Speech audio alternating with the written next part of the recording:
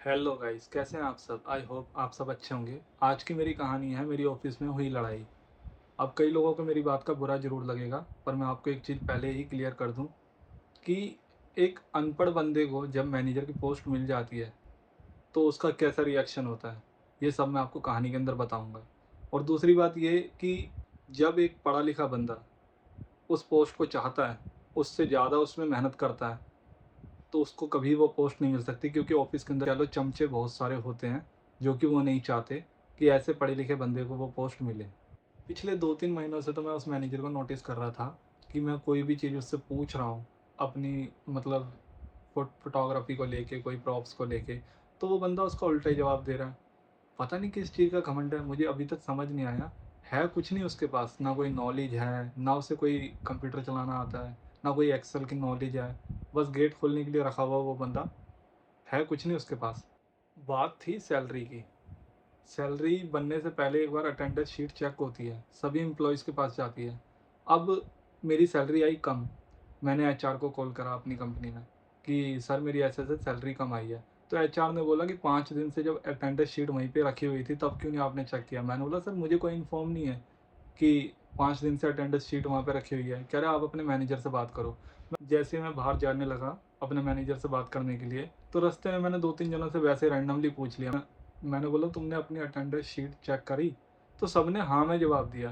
तो मेरे को ये चीज़ पता चली कि पर्सनली सबके केबिन में वो शीट आई है, और हमारे स्टूडियो को छोड़ के। मतलब कि भाई हम इतने बुरे लगते हैं, हम भी तो उस ऑफिस का हिस्सा हैं। चलो मैं फिर भी उसके पास बात करने के लिए पहुंचा।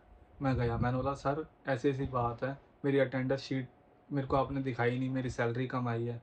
तो उसने बोला मेरे को नहीं पता, एचआर से जाके बात करो। मैंने बोला मैंने एचआर से भी बात करके ही आया हूँ, मैं अभी एचआर से बात कर ही रहा था। उसने बताया मुझे कि 5 दिन से ऑफिस में ही पड़ी है शीट, आपने तब क्यों नहीं चेक करी? तो वो बंदे का रिएक्शन कुछ अलग सा हो गया, कह रहा मेरे पास इतना टाइम नहीं है कि मैं पर अकेले अकेले बंदे को जाके वो शीट दिखाऊं। और मैंने बोला सर अब जब मेरी सैलरी कम आई है उसका मैं क्या करूं, आप बताओ। तो बोल रहा मैं नहीं जानता इस चीज़ का, मुझसे मत बात करो। क्या बोलूँ इससे, बहसबाजी होएगी, लड़ाई होगी। तो उसने अंदर ही अंदर पता नहीं क्या बोल रहा था, मुझे समझ नहीं आया। एकदम से उसका रिएक्शन अलग हो गया, मैं जैसे ही जाने लगा उसने गाली दे दी। अब मेरा दिमाग ख़राब। मैंने बोला कि यार पहले ही मेरी सैलरी कम आई है, ऊपर से वो उसने दिमाग ख़राब कर दिया। भाई तू मैं में बढ़ते बढ़ते बढ़ते बढ़ते हाथापाई पे बात आ गई। जैसे ही हाथापाई होना शुरू हुई मैंने कुर्सी उठा ली। गुस्सा तो आएगा ही यार, मेरी जगह तुम भी होगे गाइस। अगर तुम्हारी सैलरी कट के आएगी और उस ऑफिस के अंदर तुम बोल ही नहीं पा रहे कुछ भी, तो गुस्सा तो जाहिर सी बात है आएगा ही। उस समय मेरे दिमाग में जो मेरे को सही लगा मैंने किया। मुझे नहीं पता मैंने सही किया या मैंने गलत किया, पर मैंने कुर्सी उठा ली। स्टाफ पूरा की पूरा बाहर आ गया देखने के लिए कि क्या हो गया। एकदम से हल्ला गुल्ला बहुत ज़्यादा होने लग गया। मेरे मुंह से भी 2-4 गालियाँ निकली हैं, क्यों मैं आपको झूठ बोलूँ। मैंने कुर्सी उठाई, इतनी देर में हमें छुड़ा लिया गया, अलग अलग कर दिया। भाई लिटरली उस बंदे ने मेरे को जब देखा ना, नीचे से लेके ऊपर तक पूरा कांप गया वो बंदा। किस हद तक मेरे को गुस्सा आया होगा। मैं चला गया स्टूडियो अंदर। मैंने बोला चल शांत हो जाते हैं, अब कोई फ़ायदा नहीं है।